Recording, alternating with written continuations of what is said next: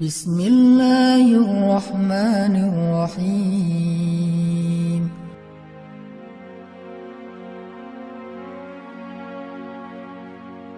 Qala atastabdiluna alladhi huwa adna billadhi huwa khair. Apakah kalian meminta untuk menukar sesuatu yang buruk dengan sesuatu yang lebih baik? Maksudnya apa? Kenapa kalian ingin dibayar oleh Allah dengan dunia ketika kalian beriman? Kalau Bani Israel itu kalau beriman hitung-hitungan banget. Habis beriman harus rezekinya berlimpah. Habis beriman harus terbebas dari segala masalah. Habis beriman harus dimanjain banget dunianya. Itu pola pikir Bani Israel. Sedangkan para nabi dan orang-orang yang beriman gak kayak gitu cara berpikirnya. Setelah beriman Allah uji, maka mereka mengatakan ini untuk melihat apakah saya jujur dalam iman atau munafik. Seperti kata Bilal. Ketika Bilal beriman, dengan qadarullah dia ketahuan imannya oleh tuannya Umayyah bin Khalaf. Lalu disiksa oleh Umayyah bin Khalaf. Setelah disiksa berhari-hari, Umayyah ngomong gini, Bilal, mana Tuhan kamu? Coba lihat tuh, kamu disiksa-siksa, Tuhan kamu gak pernah ngebelain kamu, Muhammad juga gak pernah ngebelain kamu. Jadi kamu tuh sebetulnya kasihan tinggal sendiri, gak pernah dibelain oleh siapa-siapa. Kalau gak saya nyelamatin kamu, kamu akan celaka wahai Bilal. Apa kata Bilal? Ya Umayyah, udah gak bilang lagi Tuhan, dia emang udah beriman. Gak ngomong lagi Tuhan, gak ngomong lagi gitu. Kalau saya diuji atau disiksa karena keimanan saya, itu berarti Allah ingin melihat kesabaran saya. Maka kalian akan melihat sabar saya lebih kuat daripada sabarnya orang Arab. Karena orang Arab Mekah itu terkenal dengan keteguhan dan kesabarannya. Saya akan lebih sabar daripada laki-laki Arab dan akan lebih kuat daripada gunung Uhud. Bilal tahu itu. Jadi bukan, ya juga ya Umayyah, udah deh balik lagi aja kayak dulu. Enggak, Bilal mah gak ngomong kayak gitu. Kan orang suka pundung gitu ya. Pundung fisabilillah. Baru hijrah Allah kasih ujian pundung. Aduh, sama aja udah hijrah gak hijrah tetap aja gak bisa dapat jodoh. Nah gitu kan. Akhirnya udahlah sekalian kayak dulu aja.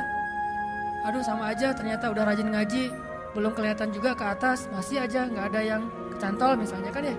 Aduh udah rajin udah pindah kerjaan, tetap aja belum dapat kerjaan yang lebih baik. Kata Allah, wa may yattaqillah yaj'al lahu makhraja. Mana? Wa yarzuqhu min haitsu la yahtasib. Mana tuh?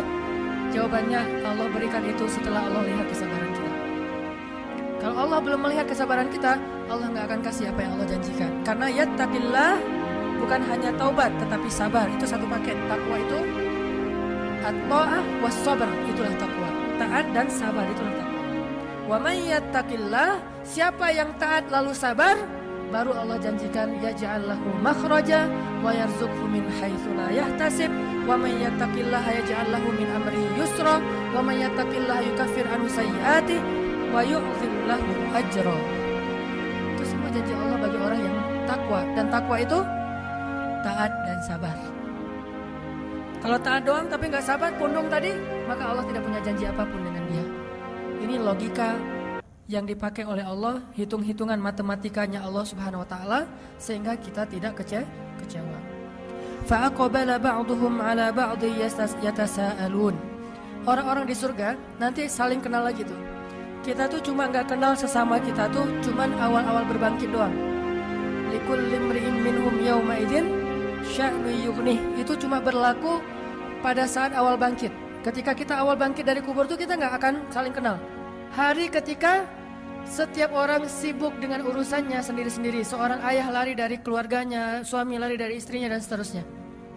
Tapi setelah adegan itu, manusia nanti akan saling kenal lagi. Makanya muncul adegan saling memberi pertolongan, saling menghujat, saling menimpakan dosa-dosa, saling menuntut. Itu berarti udah kenal. Nah di surga manusia saling kenal lagi tuh. Sehingga kata Allah, fa'aqbala ba'dhum 'ala ba'dhi yatasaalun. Manusia akan bertemu lalu saling bertanya. Kata mereka, ini kana li qarin loh. Ada lohnya. Ini kana li qarin. Apa artinya? Dulu saya tuh punya teman loh, kata dia. Ini kata dia sama orang yang penduduk surga. Apa temannya? Teman yang tadi di dunia yang saling berlomba-lomba dalam 1.000 dinar. Yang satu 1.000 dinar beli istana, yang satu lagi 1.000 dinar beli istana di surga. Yang satu 1.000 dinar nikah di dunia, yang satu lagi nikah di surga. Yang satu lagi 2.000 dinar beli kebun di dunia, yang satu lagi 2.000 dinar beli di surga. Qarinun. teman dekat saya ketika di dunia. Yaqulu ainnaka laminal musaddiqin. Apakah kamu sungguh-sungguh termasuk orang yang membenarkan hari berbangkit dan seterusnya sampai kalimat qala hal antum muttali'un. Berkatalah pula ia, maukah kamu meninjau temanku itu? Kata dia kepada siapa? Kayak tadi kepada malaikat. Malaikat, tolong cariin dong teman saya yang ini. Oh, ini mah nggak ada di daftar surga. Dia mah di neraka. Oh, gitu ya. Udah pergi aja ke jendelanya surga. Lalu melihat ke arah neraka. Ketika bertemu di neraka, fattala'a itu gini. Jadi ittala'a itu ngelihat itu kayak melongo gitu. Kan surga di tempat yang tinggi, neraka di tempat yang rendah, yang dalam. Dari surga dia ngelihat ke bawah, ke neraka. Fattala'a, ayat berapa tuh? 55. Fattala'a fara'ahu fi sawa'il jahim. Lalu dia lihatlah saudara atau temannya itu di dalam neraka yang sangat panas menyala-nyala. Dan melihatnya tuh nggak pakai teropong segala macam. Kelihatan saya minusnya udah ada ini nggak optik nggak di sini. Cari di neraka nggak ada. Ngelihat langsung penglihatan orang-orang di surga itu basirah, sangat bening, jelas sehingga bisa melihat ke dalam neraka. Ternyata temannya ada di sawa'il jahim. Sawa'il jahim itu kata ulama di dasar neraka. Qala, berkatalah orang yang di surga ini, tallah, demi Allah, in kita laturdin, hampir saja kamu mencelakakan saya. Apa maksudnya? Coba kalau dulu saya dengerin nasihat kamu, pasti nasib saya sama dengan kamu sekarang di neraka gitu. Coba kalau dulu saya ngikutin nasihat kamu, saran dari kamu, pasti saya sekarang sama-sama tersiksa. Qala tallahi in kita laturdin walaula ni'matu rabbi lakuntu minal muhdarin. Kalau bukan karena nikmat Allah yaitu hidayah yang membolak-balikan hati, saya pasti akan termasuk di antara orang-orang yang disiksa. Itu dialog antara penduduk surga dengan penduduk neraka di akhirat. Makanya dialog ini harus jadi motivasi kita, bukan menuduh orang neraka, enggak. Ada teman kita yang belum hijrah, ntar kita dialog ya. Enggak usah gitu, itu mah sombong ya. Baru ngelihat teman kita yang misalnya masih mabuk gitu ya. Ntar kita dialog ya. Aku mah di atas, kamu di bawah. Maksud lo apa? Kamu di neraka, saya di surga. Nanti lihat kita, lo baca aja di surat Shofat. Saya yang akan ngomong kayak gitu ke kamu. Nggak boleh kayak gitu. No judgment ya, nggak boleh menghakimi orang lain. Cuman ini bukan untuk menghakimi orang lain, tapi untuk memotivasi diri kita. Beda ya. Bukan untuk menghakimi orang lain, tapi untuk memotivasi diri kita. Karena bisa jadi orang yang tadi kita hakimi ternyata sama-sama di surga. Kita sama-sama di surga kata dia. Nggak ada dialog yang seperti kamu gambarin. Oh gitu ya, nggak jadi dialognya. Nggak jadi, soalnya saya udah hijrah juga misalnya. Dialognya jadi fa'aqbala ba'duhum ala ba'din yatasaalun. Dialognya tuh di ayat yang tadi pertama, saling sama-sama di surga. Kalau di Al-Waqi'ah, yatufu alaihim wildanun mukhalladun bi aqwabi wa abariqa wa ka'sim min ma'in la yusaddaun anha wa la yunzafun. Motivasi buat kita, sehingga kalau misalnya kita sedikit ngerasa agak kayak kok hidup saya susah gini padahal udah hijrah, bilang aja apa yang ada di sisi Allah lebih baik. Saya udah mudah-mudahan dapat di akhirat. Kalau misalnya orang lain bisa membeli segala macam di dunia, kita belinya lewat sedekah aja, lewat dua rakaat sholat, lewat tasbih. Kita mengatakan misalnya Subhanallahil azim, subhanallahi wa bihamdi. Itu pahalanya apa? Satu kali mengucapkan subhanallahil azim, subhanallahi wa bihamdi, pahalanya Allah tumbuhkan satu pohon kurma di surga.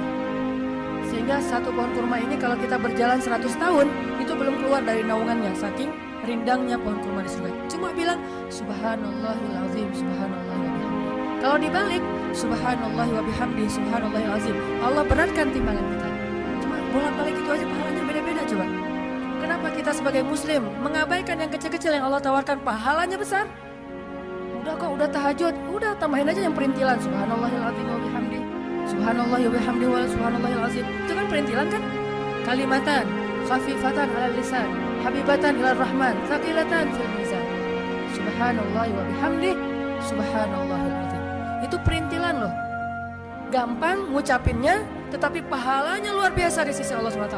Jadi nggak boleh bilang, kan udah tahajud, kan udah umroh, kan udah tilawah, kan udah. Sama kayak orang tadi, kan udah punya toko, kenapa masih jualan yang kecil-kecil di depan tokonya? Begitu juga kita. Kan udah tahajud, kenapa masih mikirin subhanallah subhanallahan? La haula wala quwata illa billah. Itu adalah satu box perhiasan di dalam surga. Disimpannya di bawah arasy, bukan di bawah tempat tidur. Di bawah arasy. Siapa yang mengucapkan la haula wala quwata illa billah, Allah memberikan kanzun. Kanzun itu kayak harta terpendam yang tersimpan di bawah arasy Allah Subhanahu wa taala. Sehingga pas kita nanti masuk surga insyaallah, tiba-tiba Allah mengatakan, "Abdi, hambaku, ini untuk kamu." Ya Allah, ini dari mana? Dari la haula wala quwata illa billah. Wahai hambaku, ini untuk kamu. Dari mana? Dari subhanallah, dari alhamdulillah, dari Allahu akbar, dari la ilaha illallah.